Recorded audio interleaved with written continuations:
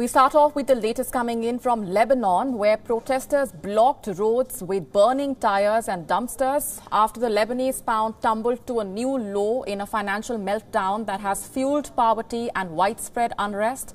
Lebanon is grappling with a financial crisis that raised warnings of growing hunger and locked people out of their bank deposits.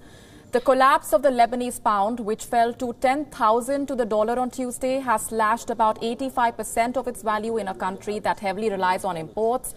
The decline was the last straw for many who have seen prices of consumer goods triple since the crisis erupted. Our situation is getting worse every single day.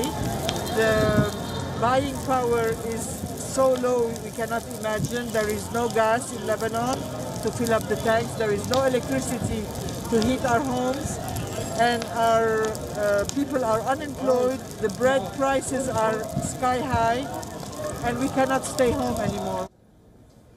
Expressing anger, protesters took to the streets, shutting down the main highway out of the capital Beirut and the airport road. This widespread protest movement came after the cost of scarce dollars hit 10,000 Lebanese pounds on the informal market, making Lebanon's minimum wage worth about $68 a month.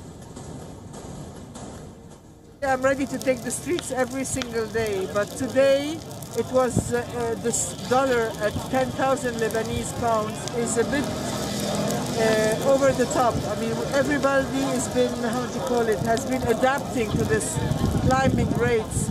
But today it's alarming because how can you feed people who have families? How can they feed their families when the dollar is that high? All the goods are going to go sky high tomorrow morning. We know it. We know how supermarkets are going to raise their prices. People are going to get poorer by the minute, not even by the day. A lack of hard currency has also led to delays in the arrival of fuel shipments, leading to more extended power cuts around the country. Lebanon is one of the only countries on the planet that is heavily dependent on fuel oil and diesel oil to generate electricity, and the political leaders have failed to agree for a rescue plan since the crisis rooted in decades of state graft erupted in late 2019. As dollar inflows dried up, the crisis has driven nearly half the population of 6 million into poverty.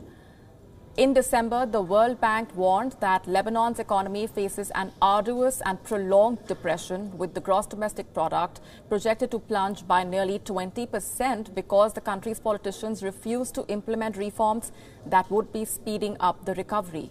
Lebanon has been hammered by one crisis after another, starting with the outbreak of the anti-government protests against the country's corrupt political class in October 2019 to the massive blast in Beirut's port last year. The latest economic crisis has resulted in the Lebanese pound losing over 80% of its value.